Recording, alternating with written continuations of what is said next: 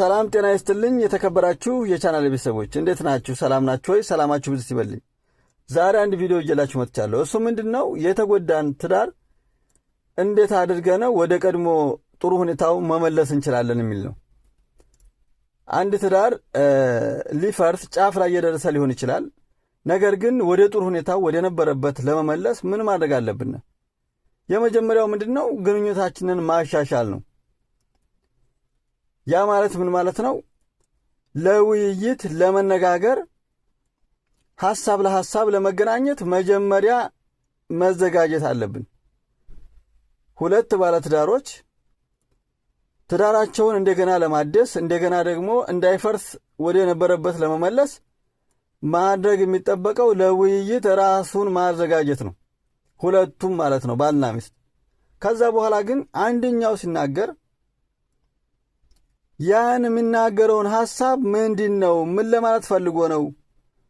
ለምንድነው ይሄንን ያደረገው? ለምንድነው ይሄንን ያለው ብሎ ለመመለስ ሐሳቡን በትክክልና በእውነት ሐሳቡን ማዳመጥና መስማት ያስፈልገዋል።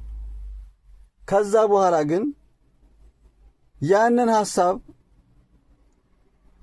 የተናገረበትን ተረድቶ ያ መንገድ ያስከዳል አያስከድም፣ ለምንድነው እንዲህ ያደረገው፣ ስለምንድነው ያላደረገውስ፣ ምን አስቦ ነው የሚለውን ነገር ከተረዳ በኋላ ለዛ መልስ በቅንነት መመለስ ነው። ያስከደናል አያስከደንም፣ ይሄ ነገር ጥሩ አይደለም፣ ለትዳራችን መጥፎ ነው፣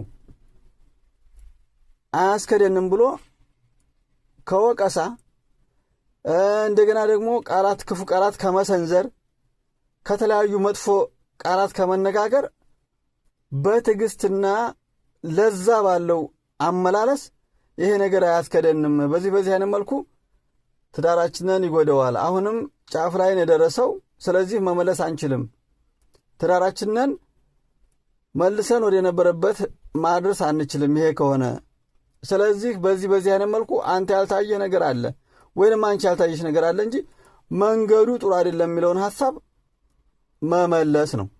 ከዛ በኋላ ያኛውም አካል እንደገና ስተት መሆኑን ከተረዳ በኋላ የተናገረው ነገር ወይም ያደረገው ነገር ወደ መስማማቱና ውይይቱ በጥሩ ሁኔታ እንዲሄድ ይደረጋል ማለት ነው። ከዛ በኋላ ግን ትዳራቸውን በየትና እንዴት አድርገው መምራት እንደሚችሉ ሁለታቸው ተነጋግረው ይጨርሳሉ። ሁለተኛው ምንድነው? እምነትና ደህንነትን መገንባት ነው።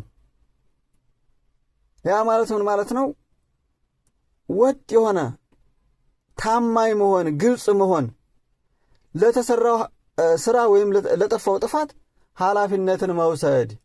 ግጭት በሚኖር ሰዓት አንደኛው እሳት ሆኖ ከመጣ ደግሞ አንደኛው ውሃ ሆኖ ነገሮችን ማብረድ። ምክንያቱም ታማኝነትም ከሌለ ነገ ጧት እንደገና ያን ትዳር ተመልሶ ይፈርሳል ማለት ነው። ግልጸኝነትም ከሌለ መነጋገር የለም፣ ያኛው አያውቅም ይሄኛው ይደባበቃል። ስለዚህ ነገሮቹ እየተበላሹ ሄዱና ከነበረውም በላይ ጭራሹን ትዳሩ ፈራሽ ይሆናል ማለት ነው። ኃላፊነትም ደግሞ አንተን ያጠፋው አንቺ ነሽ ያጠፋሽው ከተባለ ኃላፊነትን እንዳጠፋ እኔ ነኝ ያጠፋሁት ብሎ ኃላፊነቱን መውሰድ ካልቻለ አንተ ነህ አንቺ ነሽ ከተባባሉ ነገሮች ተበላሹ ይሄዳሉ ማለት ነው። አንደኛው ደግሞ ተናዶ ከመጣ ውሃ ካልሆነ ይሄኛው ነገሩ አይበርድም ማለት ነው። ስለዚህ መልሶ ትዳራቸው ፈራሽ ነው። ስለዚህ ለጠፋው ጥፋት ኃላፊነትን መውሰድና መነጋገር፣ ግልጽ መሆን፣ መታመን ያስፈልጋል ማለት ነው። ሶስተኛው ምንድነው? አስተሳሰብና ድርጊትን መቀየር ነው። ለምሳሌ ለትዳር አጋር መጀመሪያ አሉታዊ አስተሳሰብ ካለው አሁን አዎንታዊ አስተሳሰብ እንዲኖረው ማድረግ ነው። ማድነቅን መልመድ፣ እሱ ጥሩ ነው ወይም እሷ ጥሩ ናት፣ በቃ ጥሩ ነገሯን ወይም ጥሩ ነገሩን እየተነጋገረ ማሞገስና ማለት ከዛ በኋላ ነገሮችን ወደ ጥሩ ሁኔታ መምራት ማለት ነው። ጥምረትን ወደፊት ያለውን ነገር እያሰብክ ወይም እያሰብሽ ወደፊት ይህንን እናደርጋለን፣ የኔ ሚስት በጣም ጀግና ናት፣ የኔ ሚስት እንዲህ ናት፣ አንቺ ጀግና ነሽ፣ አንቺ ጥሩ ነሽ፣ ጸባየኛ ነሽ፣ ወንዱንም እንደዛው ማለት ነው እያልክ ትዳርህን ወደፊት እየመራ ትሄዳለህ ማለት ነው። ስለዚህ አዎንታዊ ነገሮችን ሰፋ ማድረግ አለብህ። ይቅርታን መልመድ ያስፈልጋል። ለምሳሌ ጠፍቶ ከሆነ አቀም ይሁን ሳታቅ ካጠፋህ ይቅርታ መጠየቅ አለብህ። እሷም ይቅር ማለት አለባት። እሷም ደግሞ ካጠፋች ይቅርታ ማለት አለብሽ። እሱም ይቅር ማለት አለበት። እንደገና ደግሞ ይህኛው ሰውዬ እንደ ጥፋት መስሎ ከታየውና አንድኛው ሳያጠፋ ጥሩ ነው ብሎ ሊሰራ ይችላል። ያ ጥሩ ነው ብሎ የሰራው ስራ ጥፋት ሆኖ ከተገኘ እየታወቀው ይቅርታ መጠየቅ ግድ ይለዋል። ያ ከሆነ ግን ትዳራችሁን እስከ መጨረሻው ታዘልቃላችሁ።